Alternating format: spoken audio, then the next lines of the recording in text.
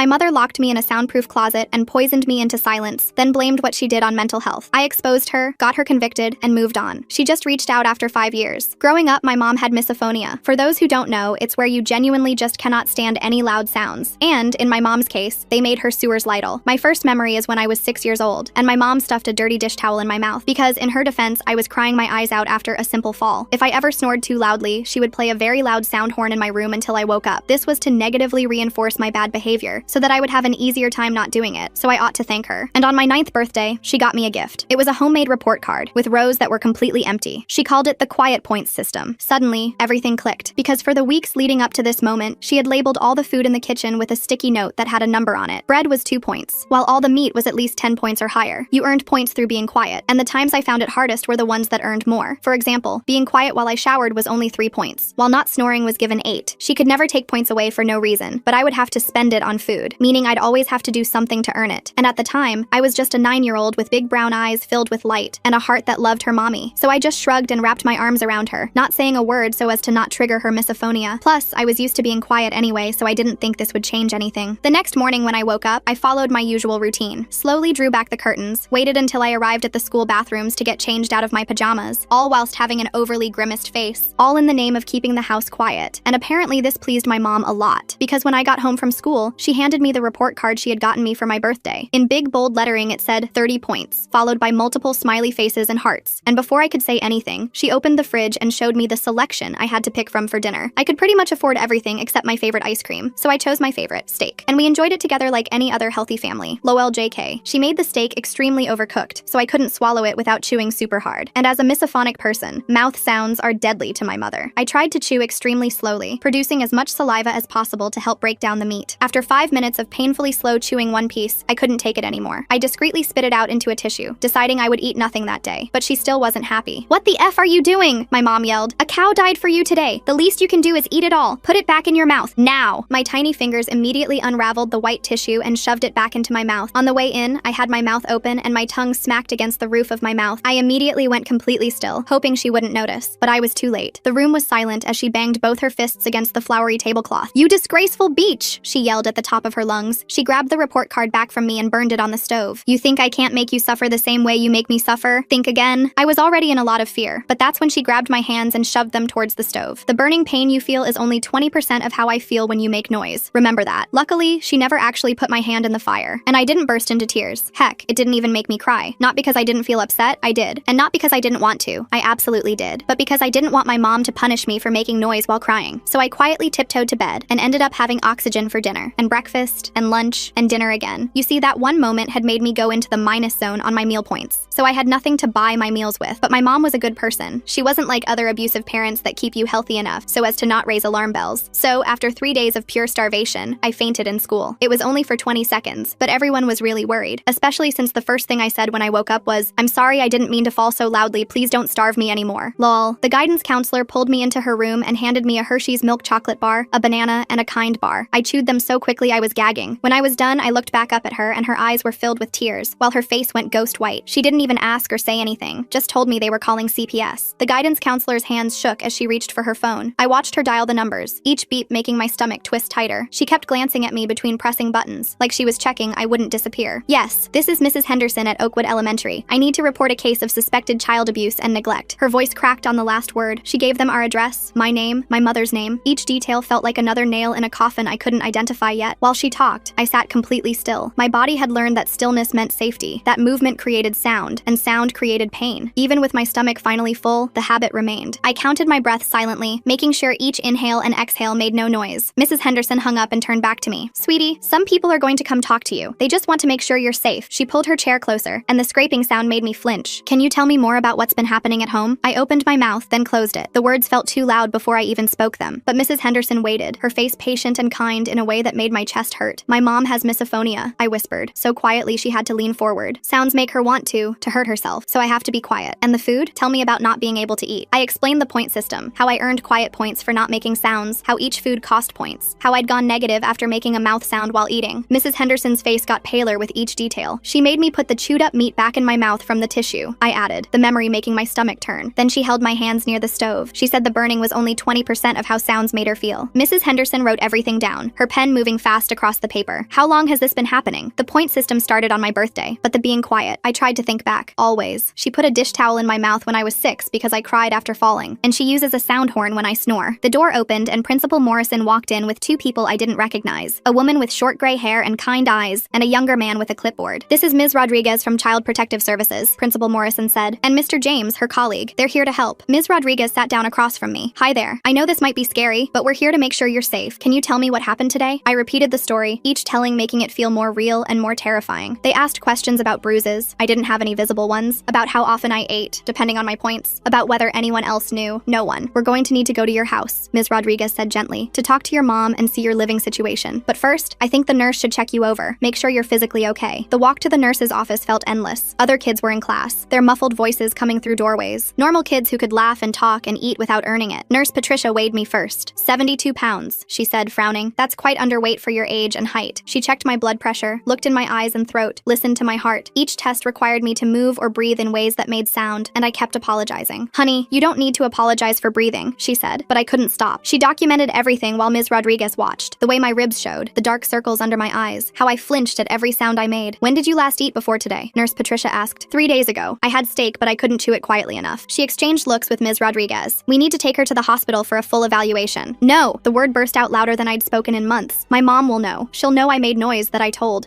I couldn't finish." "Your mom is going to be contacted regardless," Ms. Rodriguez said, "but you won't be going home until we've investigated. You're safe now." But I didn't feel safe. I felt exposed, like I'd broken every rule that kept me alive. My breathing got faster, louder, and I couldn't make it stop. The panic made more noise, gasping, wheezing, my heart pounding so hard I was sure everyone could hear it. Nurse Patricia grabbed a paper bag. "Breathe into this. It's okay to make noise. You're safe." The principal's phone rang. "Yes, Mrs. Chen is here. I see. Yes, I'll let them know." He hung up. "Your mother just arrived. She's demanding to take you home." My whole body went rigid. Ms. Rodriguez noticed. "She can't take you anywhere right now. We have a legal hold while we investigate." They moved me to a small conference room away from the main office. I could hear my mother's voice getting closer, using her fake nice tone she saved for other adults. "I'm sure this is all a misunderstanding. My daughter has such an active imagination. You know how children can be. Mrs. Chen, I'm Ms. Rodriguez from CPS. We need to speak with you about some concerns that have been raised." "Concerns? This is ridiculous. My daughter has some behavioral issues we're working through. She's in therapy for attention-seeking behavior." I wanted to scream that it wasn't true, but years of training kept me silent. Through the door, I heard my mother explain her condition, how hard it was to live with misophonia, how she did her best despite her disability. "We'll need to visit your home," Ms. Rodriguez said, "and speak with your daughter's therapist." "Of course. You'll see everything is fine. In fact, I just went grocery shopping yesterday. The fridge is fully stocked." My heart sank. She'd prepared. Somehow she'd known this was coming and prepared. Mr. James stayed with me while Ms. Rodriguez and another CPS worker went with my mother. Principal Morrison sat with us too, offering me water that I was too scared to drink because swallowing made noise. "The therapist she mentioned," I whispered to Mr. James. "I've never been to therapy." He made a note. "We'll verify everything she tells us." Hours passed. I dozed off in the chair, exhausted from the stress and the first full meal I'd had in days. When I woke, Ms. Rodriguez was back, her face carefully neutral. "We visited your home," she said. "Your mother showed us a fully stocked kitchen, your clean bedroom. Everything appeared normal." My chest tightened. "The point system chart? We didn't see anything like that. Your mother said she uses a standard behavior chart for chores." No, it was on the fridge, with all the sticky notes on the food, but even as I said it, I knew she'd removed everything. "We'll keep investigating," Ms. Rodriguez assured me, "but for tonight, since we can't find immediate evidence of physical abuse or neglect, you'll need to go home. However, we'll be doing follow-up visits and interviews." The room spun. They were sending me back. Principal Morrison protested. The child fainted from starvation. The nurse documented her being severely underweight. Her mother showed us medical records indicating an eating disorder. Said she's been trying to get her daughter help, but she refuses to eat. "That's not true!" But my voice was so quiet from years of practice that it barely carried. Ms. Rodriguez knelt beside me. "I believe something is wrong here, but legally, without evidence, I can't remove you from your home yet. Here's my card. Call me if anything happens. We'll be back tomorrow for a follow-up." The drive home with my mother was silent. Not the comfortable quiet of two people at peace, but the terrifying silence before a storm. She didn't speak until we pulled into our driveway. "You've made things very difficult," she said, her voice deadly calm. "But don't worry, I have a solution." Inside, I saw what she meant. The kitchen looked normal, full of food, no point system, no sticky notes. But in my room sat a pair of noise-canceling headphones and a white noise machine. "Your new therapist recommended these," she said, though I knew there was no therapist. "You'll wear them whenever you're home except for meals. Doctor's orders for your sensory processing disorder." She put them on my head and turned on the white noise. The world disappeared into a rushing sound like ocean waves. I couldn't hear her footsteps, couldn't hear if she was approaching, couldn't hear anything but the endless white static. I pulled them off. "I can't! Put them back on!" Her scream made me comply instantly. She held up a piece of paper. "Doctor's note. If you don't follow treatment, it's medical non-compliance. That would look very bad for your little CPS friends." The headphones went back on. The white noise filled my world. I watched her mouth move but heard nothing. She pointed to my desk where homework waited, then left. perfect. I sat at my desk, the white noise drowning everything. When I tried to remove them to use the bathroom, she appeared immediately, pointing at the doctor's note. I learned to lip-read bathroom, and she'd nod permission for temporary removal. Dinner was the only reprieve. She'd tap my shoulder, remove the headphones, and we'd eat in silence. Real food now. She kept the fridge stocked, but the silence felt heavier than before. CPS will be back tomorrow, she said during dinner. You'll tell them the headphones are helping your condition, that you're eating well, that everything is fine. I nodded. What else could I do? That night, the headphones stayed on even in bed. The white noise made it impossible to know if she was in my room, watching. I lay rigid, afraid to move, afraid to make sounds I couldn't hear myself making. The next day at school was freedom. I could hear again, though every sound felt overwhelming after hours of white noise. Mrs. Henderson checked on me. How did yesterday go? She asked gently. I wanted to tell her about the headphones, the fake doctor's note, the new system of control, but I knew my mother would have an explanation for everything. She has the house full of food now, I said instead. Mrs. Henderson frowned. And you're eating? Yes, but something's still wrong, isn't it? I nodded, tears threatening. She has these headphones. Mrs. Henderson leaned closer, her expression shifting to concern. Headphones? What kind of headphones? Before I could explain further, the classroom door opened. My mother stood there with her practiced smile, holding a manila folder. Sorry to interrupt. I just need to drop off some medical documentation for the office. My blood turned to ice. Mrs. Henderson straightened up, maintaining her professional demeanor. Of course, Mrs. Chen. I'll make sure it gets to the right place. Actually, I was hoping to speak with you briefly about my daughter's new treatment plan. My mother's eyes found mine, and though her smile never wavered, the warning was clear. Her therapist says it's important all her teachers understand her sensory processing disorder. Mrs. Henderson glanced at me, then back at my mother. I have a few minutes before my next class. They stepped into the hallway. Through the small window in the door, I watched my mother hand over papers, gesturing as she spoke. Mrs. Henderson nodded along, occasionally looking troubled, but ultimately accepting whatever story my mother was spinning. When Mrs. Henderson returned alone, her face had changed. The concern was still there, but now mixed with something else. Doubt. Your mother explained about the headphones, she said carefully. She showed me the treatment plan from Dr. Nichols. There is no Dr. Nichols, I whispered desperately. Mrs. Henderson's expression grew complicated. She had official letterhead, detailed treatment notes dating back months. She said you might say that denying medical help is part of your condition. The trap was perfect. Every protest I made would only confirm my mother's story about attention-seeking behavior and treatment resistance. I felt the walls closing in again, tighter than before. During math class, I noticed my mother hadn't left. Through the window, I saw her in the main office, chatting with the secretary, laughing at something on her phone, volunteering, she'd probably say, being an involved parent. At lunch, I sat alone as usual, mechanically eating the sandwich my mother had packed. Real food, nutritious and filling, evidence of her good parenting. Across the cafeteria, I noticed a substitute teacher I'd never seen before. She was young, maybe mid-20s, with short dark hair and observant eyes that seemed to take in everything. The afternoon dragged on. Every time I passed the office, my mother was still there, filing papers, answering phones, making herself indispensable. When the final bell rang, she was waiting by my classroom. Ready to go home, sweetheart? Her voice was honey sweet for the other parents nearby. In the car, her facade dropped. That was a warning. Every word you speak at school, I'll know about. Every teacher you try to manipulate, I'll get to first. The documentation is extensive and thoroughly believable. At home, the headphones went on immediately. The white noise crashed over me like a wave, drowning out the world. I did homework in silence, ate dinner in brief reprieves, then back to the rushing static that made my head ache. Days blurred together. The headphones left marks on my head from the constant pressure. My ears rang even during the brief moments without them. At school, I moved through classes like a ghost, too exhausted to focus, too afraid to speak up again. The substitute teacher appeared more frequently. Ms. Seeby, I learned from overhearing other teachers. She subbed for different classes, but I noticed her watching me during lunch, during recess, quick glances that lingered just a moment too long. One day, she was substituting for my regular teacher. As she wrote math problems on the board, I found myself tapping my pencil against my desk, unconsciously at first, then with more purpose. Short taps and long taps. A pattern I'd seen in an old movie my mother had let me watch before the point system started. Ms. Seeby's hand paused mid-equation. She turned slowly, her eyes finding mine. For a moment, we just looked at each other. Then she returned to the board, but I saw her hand trembling slightly. After class, as students filed out, she called out, "Could you stay for a moment? I have a question about your homework." My mother wasn't in the office that day. She had a dentist appointment she couldn't reschedule. I approached Ms. Seeby's desk cautiously. She pulled out a piece of paper and wrote, "Are you okay?" I stared at the words, then at her. She tapped the paper, once short, twice long, once short, then pointed at me with raised eyebrows. My hand shook as I took the pencil. Instead of writing, I tapped on the paper. 3 short, 3 long, 3 short. Her face went pale. She wrote quickly, "Who is hurting you?" I glanced at the door, then tapped again. More complex this time, spelling out slowly, M-O-M. Ms. Seeby's jaw tightened. She wrote, "I'll help. Be careful. Act normal." I nodded and hurried out, my heart pounding. For the first time in months, I felt a spark of hope, but hope was dangerous. That evening, my mother was different, watchful. She made me remove the headphones during dinner but didn't speak, just studied me with calculating eyes. "Interesting day at school?" she finally asked. I shook my head, focusing on my chicken. "Ms. Seeby seems nice, young, idealistic. Probably thinks she can save the world one student at a time." Her tone was casual, but I heard the threat underneath. Shame she's only temporary. I heard she might be transferred to another district soon. My hand stilled on my fork. She knew. Somehow, she always knew. The next day, Ms. Seeby wasn't there. Or the next. When I finally saw her again a week later, she was substituting for the art teacher. She wouldn't meet my eyes. During art class, while working on a painting, I found a small folded note tucked under my paint palette. I carefully unfolded it beneath my desk. Your mother visited my apartment. She knows where I live. I'm sorry. I crumpled the note, despair washing over me. Even Ms. Seaby, trained to recognize Morse code, probably former military or something, was powerless against my mother's manipulation. The weeks crawled by. My weight dropped again despite the regular meals. The constant white noise left me disoriented, stumbling into walls, unable to gauge distance or sound. At school, teachers grew concerned, but my mother always had an explanation. Adjustment period to new medication, sensory integration therapy, breakthrough treatments for my condition. Then came the family therapy sessions. My mother had found a therapist, Dr. Klaus, who specialized in difficult children. The first session, I tried to tell the truth. She makes me wear headphones all the time at home, I said, the words feeling strange after so much silence. With white noise so loud I can't hear anything. Dr. Klaus nodded thoughtfully. And why do you think your mother implements this treatment? It's not treatment. She just doesn't want to hear me exist. My mother dabbed at her eyes with a tissue. You see, this is what I deal with. The aggression, the accusations. I've tried everything to help her. I understand this must be very difficult, Dr. Klaus said to my mother. Children with oppositional defiant disorder often reject helpful interventions. I don't have that, I protested. Interrupting, arguing, refusing to comply with reasonable requests. Dr. Klaus made notes. Classic presentations. My mother pulled out her phone. I've actually been recording some of her behaviors at home, for documentation purposes. She played a recording. It was my voice, but distorted, edited. Sounds of me supposedly slamming doors, stomping, screaming, things I'd never done, couldn't do without severe punishment. But the audio was convincing. I